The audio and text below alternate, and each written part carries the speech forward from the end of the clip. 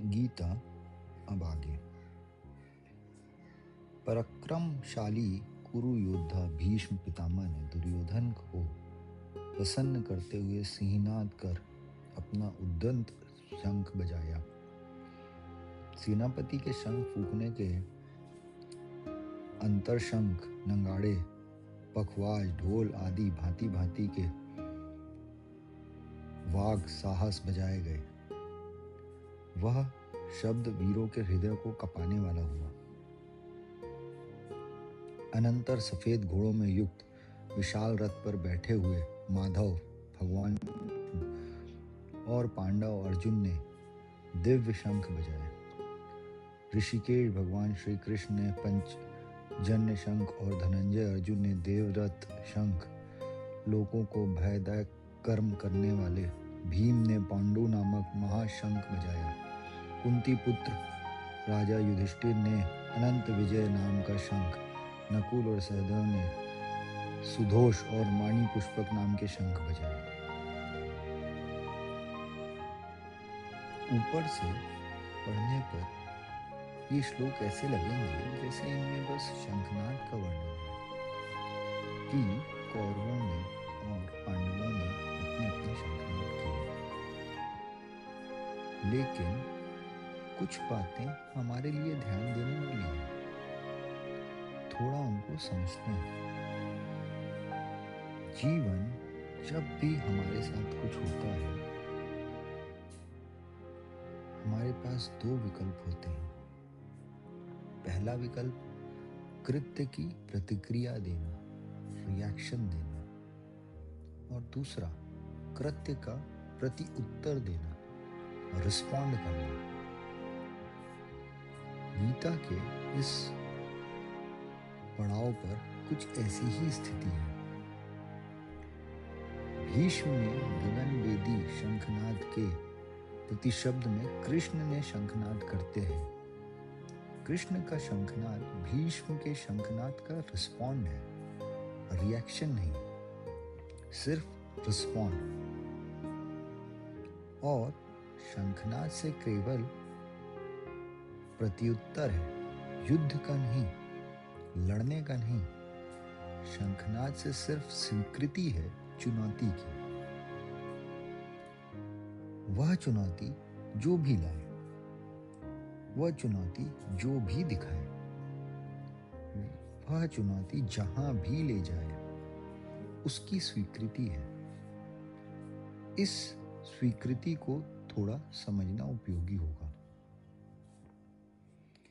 जीवन प्रतिफल चुनौती है, और जो उसे स्वीकार नहीं करता वह जीते जी मर जाता है। बहुत लोग जीते जी मर जाते हैं। बर्नार्ड शाह एक पश्चिम का फिलोसोफर है, उसका एक वक्तव्य है कि लोग मरते तो बहुत पहले हैं, दफनाए बहुत बाद में जाते हैं। मरने और दफनाने में कोई 40 साल का अक्सर फर्क हो जाता है। जिस क्षण से व्यक्ति जीवन की चुनौती को स्वीकार बंद करता है, उसी क्षण से मर जाता है। जीवन है प्रतिफल चुनौती की स्वीकृति। लेकिन चुनौती की स्वीकृति भी दो तरह की हो सकती है। जीवन में चुनौती की स्वीकृति भी क्रोधजन्य हो सकती है, और तब प्रतिक्रिया हो जाती है, रिएक्शन हो जाती है। और चुनौती की स्वीकृति भी प्रसन्नता से, उत्फुल्लता से मुद्रितपूर्ण हो सकती है, और तब प्रतिसंवेदन हो जाती है, रिस्पॉन्ड हो जाती है। ध्यान देने योग्य है कि भीष्म ने जब शंख बजाया तो वचन है कि प्रसन्नता से और वीरों को प्रसन्नचित्त करते हुए आहत फैल गया उनके शंखनाद से।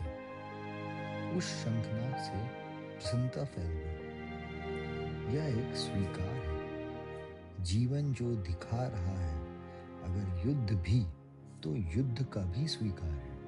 जीवन जहाँ ले जा रहा है, अगर युद्ध में भी, तो इस युद्ध का भी स्वीकार है। निश्चित ही इसे प्रत्युत्तर मिलना चाहिए। और पीछे कृष्ण और पांडव अपने अपने शंखनाद करते हैं। यहाँ भी सोचने जैसी बात है कि पहले शंखनाद कौरवों की तरफ से होता है। युद्ध के प्रारंभ का दायित्व कौरवों का है। कृष्ण सिर्फ प्रत्युत्तर दे रहे हैं। पांडव की तरफ से प्रतिसंवेदन है, रिस्पॉन्स है।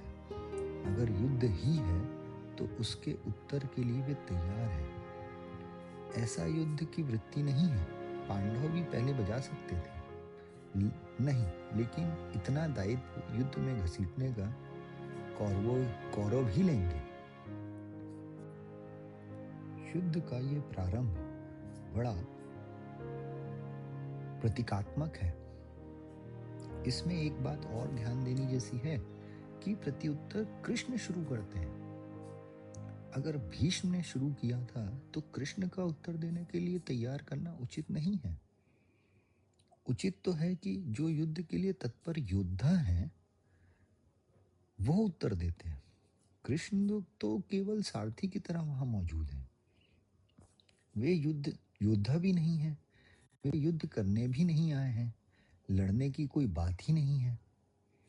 पांडव की तरफ से जो सेनापति हैं उसे शंखनाद करके उत्तर देना चाहिए था, लेकिन नहीं।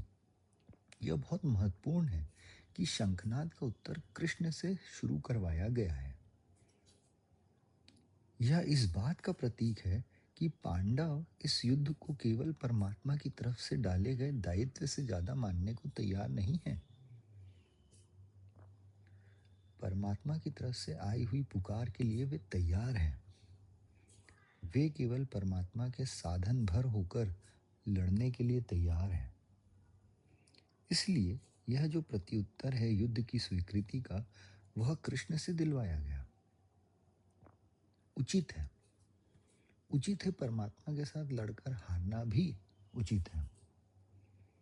और परमात्मा के खिलाफ लड़कर जीतना भी उचित नहीं है। अब हार भी आनंद होगी। अब हार भी आनंद हो सकती है, क्योंकि यह लड़ाई अब पांडव की अपनी नहीं है। अगर है तो परमात्मा की है, लेकिन यह रिएक्शन नहीं है, रिस्पॉन्स है।